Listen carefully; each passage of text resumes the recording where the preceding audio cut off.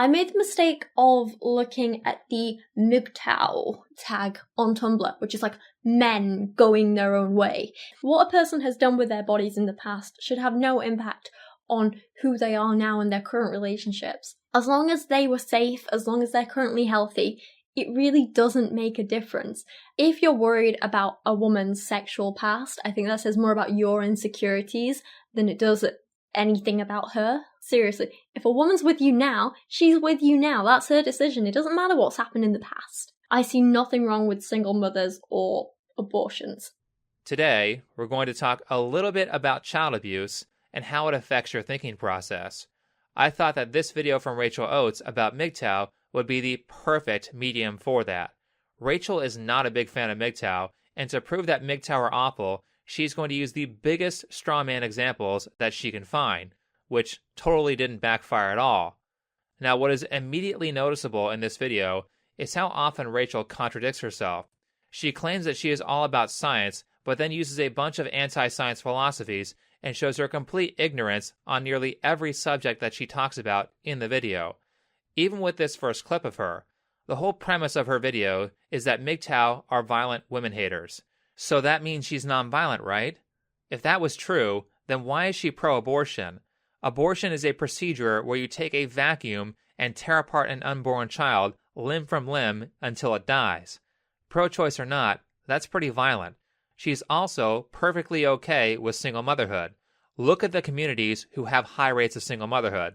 Their crime rates are through the roof. Single motherhood destroys communities and creates violent people.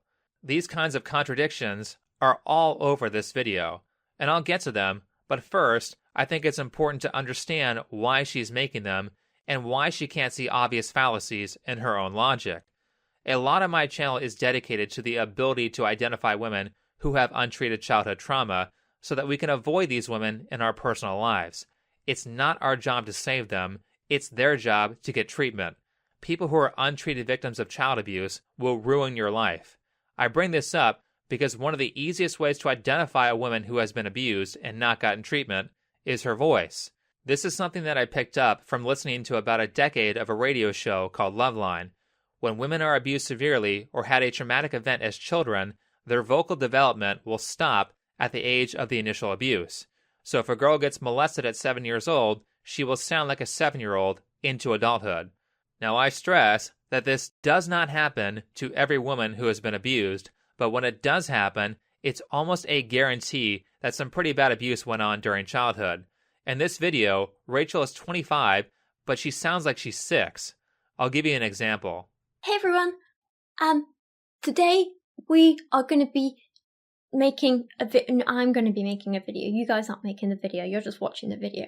Now, obviously, you can see her face, so you know it's an adult, but listen to this very first part again without video. Hey everyone, today we are going to be... Does that voice sound like it's coming from a 25-year-old? No, it doesn't. Her voice does lower a little bit during the video, but it's still too high for a 25-year-old. Anytime I hear this voice, I think abuse victim. And as I was watching her other videos, it didn't take me that much effort to prove my theory. There's that. As well as having issues with depression and anxiety for the last, I don't even know how many years, 10, 12, 14 years, whatever. The entirety of my adult life, at least. I've also had issues with hurting myself. Okay, so self-mutilation and a decade worth of anxiety and depression is pretty severe. She must have had it really bad as a kid, which, as I always say, is not the victim's fault. However, it is her responsibility to fix herself as an adult, and it doesn't excuse her for giving awful psychological advice as an influencer because she has not yet gotten effective treatment for her trauma. There are plenty of outlets out there for therapy, even if you don't have money. For those of you who are curious about that, check out Healthy Gamer GG. The owner of that channel, Dr. K, is doing some pretty amazing stuff. One thing that does happen in women's case is that when they get treatment, their voice deepens and eventually they end up sounding like an adult. That's probably because the treatment removes their chronic anxiety and being more relaxed lowers your voice. Just so you get the idea, Here are two more examples of the baby voice. First is false accuser Monica Rial. Because when you speak, your voice resonates in your head. So what I hear in my head sounds more like a Colleen Klinkenbeard. And I know that what you hear, exactly, is a 5-year-old, and that's fine. Speaking of false accusers, Christine Blasey Ford also has a baby voice. I am here because I believe it is my civic duty to tell you what happened to me while Brett Kavanaugh and I were in high school. Look into their histories. They sound like that for a reason. I say all of this because child abuse negatively affects the way you think. What you learn early on has a massive effect on how you behave as an adult. One thing that is consistent about abusive parents is that they do not like to be criticized. They also don't like to be questioned, and doing either of those things will get you a beating.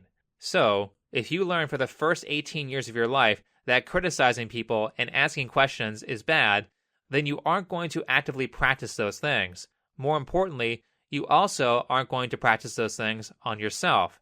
That's a problem because people by nature are walking contradictions, and unless you sit there and constantly attack and refine your beliefs, you will make a ton of obvious mistakes. Here's an example of such a mistake. As human beings, we're all controlled by our emotions. It's the first kind of driving force in a lot of our decisions, even in men. And even if there are gender differences, there are still outliers, there are still people who fall at different parts of the spectrum. Not every woman is only controlled by her heart, and not every man is only controlled by logic. It's a big spectrum, all people are different. You can't make these big sweeping generalizations and use it as a bad thing. As human beings, we're all controlled by our emotions. We're all controlled by our emotions. You can't make these big sweeping generalizations. So she makes a sweeping generalization about all people, then immediately after says that generalizations are wrong. I thought you were for science. It says so on your Twitter. Science is entirely about generalizations and finding predictable patterns. If I make a theory about gravity and it only works in Nashville, Tennessee, then my theory on gravity sucks. If I am an auto mechanic and I hear a certain problem noise that is likely to be in the engine, should I check the entire car?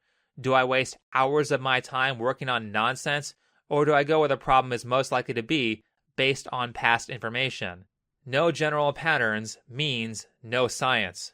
This is one of the most anti-science arguments that feminists like Rachel make, particularly when they're losing an argument. It's also a trick that women in general frequently use when they're losing an argument. Using outliers to imply that women think just as logically as men is not scientific. Now, there are many more contradictions and bad arguments than that one in this video, but before that, let's hear a word from this video's sponsor, Sandman. Zuck the cuck drinks water like a duck, but he also drinks your data. So tell him and Google to shove your data up their schwing-schwangs by downloading the Brave browser. It's free, blocks online advertising, and protects your privacy and data from evil tech companies. You only see ads if you want to see them, and you get cryptocurrency for your attention. Don't let Zuck use you to make a buck. Download Brave by clicking on the link down below. Alright, so I'm not going to go over all of the bad arguments, because if I did, then this video would be over an hour long. So I'm only going to do 2 more, and if you want to see the remaining 8 or so that I counted, then you can just watch the original video. For this next one, let's get back to Rachel's original statement about sexual promiscuity. How does it affect anyone else? How many people a woman sleeps with? Adults should be allowed to do what they want, as long as they take responsibility for their own actions afterwards. If a woman wants to go around sleeping with 1,000 chads, that's absolutely fine, as long as she practices safe sex, and if she does get pregnant, she acts responsibly about it, and, she gets regular tests and uses condoms and whatever, and doesn't mess with anyone's feelings. I don't see why it's an issue. This is why you don't take advice from untreated abuse victims. What she essentially is recommending is sex addiction. In fact, she even almost recommends alcoholism in this video. How does it affect anyone else? How many people a woman sleeps with? Or how much alcohol she drinks, unless, it's affecting her family and friends and... Let's break down why it's a bad idea to have dozens or hundreds of different sexual partners. There is no such thing as safe sex. All you can do is reduce risk. There is no contraceptive that will keep you perfectly safe, even if it's used properly. For example, if a woman has herpes or HPV on the outside of her vagina, you can still get it with the condom on as long as her exposed skin touches your exposed skin. Speaking of affecting other people, and speaking of affecting women, certain strains of HPV cause cervical cancer. Even if you got the Gardasil shot, it does not protect you against all types of HPV. Not to mention, a lot of women don't even know they have HPV because it's inside of their vagina and they can't see it. Keep in mind that your only protection against these diseases is a condom. If that breaks with your random weekly fling, then you get to roll the dice and hope you didn't catch anything. STDs are easily preventable. We just need good sex education to teach people how to be safe and to get tested often and so on. But that's all fine because she can just get tested, right? Well, STD tests are expensive. Do you think that a career woman who works at Starbucks can afford to be tested the multiple times a month that would be required to remain safe? Of course she can't. Maybe Rachel hopes that Planned Parenthood will subsidize everything. And if you think that women don't lie about having STDs and practice safe sex perfectly, then you are out of your mind. This is all predicated on women being perfectly responsible. That is a fantasy. That is not how real people behave. For those of you who don't know, it's actually quite difficult to get a girl pregnant. Though theoretically it's possible to get her pregnant on the first shot, and you should always treat it like that, the reality is that you only have about a 3-day window every month based on how long the egg lasts after it drops and based on how long the sperm can survive in the vagina. Typically, if a woman gets pregnant, it means she has been having tons of unprotected sex. It also means that she has failed to be responsible in multiple ways. 1, for not using a condom. 2, for not using birth control. You know, birth control which is over 99% effective when used properly. And 3, for not taking emergency contraceptives when a condom breaks. There are a ton of ways to prevent pregnancy, and it is almost impossible to get pregnant if you are being responsible. Plus, there's always adoption. So why are there so many single mothers? It's because women aren't being responsible. Rachel is speaking in fantasy, not reality. How many women do you know that can make sound decisions regarding finances? Few of them have the self-discipline to save money. Well, me for one, my sister for another, all of my female friends for like 5 more. I don't have that many female friends, but the ones I do, very responsible. You knowing an outlier does not mean that outlier describes the general trend. Based on anecdote, of course, there are women out there who are financially responsible. I've heard some of them call into the Dave Ramsey show. But is that true of the population at large? No. There are far more financially responsible men than women. Take it from Feminist. They are always saying that men have all the money.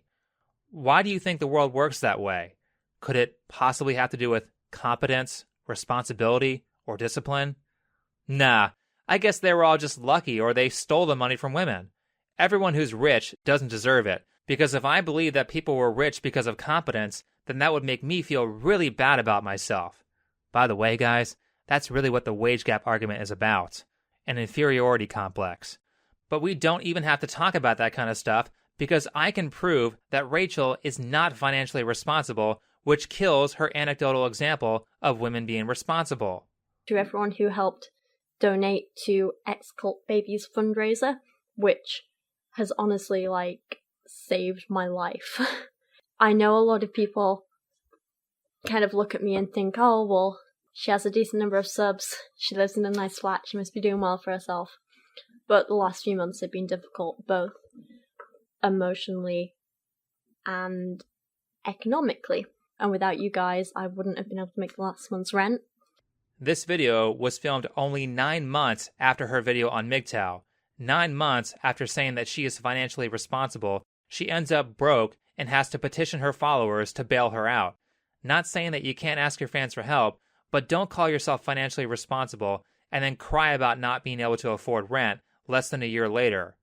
There's one last topic I wanted to cover because I always give the people I make videos about a chance to defend themselves. For example, there was a video that I was going to make smearing Carol Baskins for murdering her husband and then running the same scam as Joe Exotic. However, I listened to Carol's defense and then dumped several days of work because I believe that she disproved the allegations against her. So in Rachel's defense, I don't disagree with her on everything. In fact, I commend her a little because out of all the women I've seen make videos criticizing mgtow, she is the only one who has actually pronounced the acronym correctly, meaning she at least did a little research. I liked her review of Shallon Lester's awful book. I agree with Rachel's views on not hitting kids. And finally, I also thought she brought up a semi-fair point on mgtow.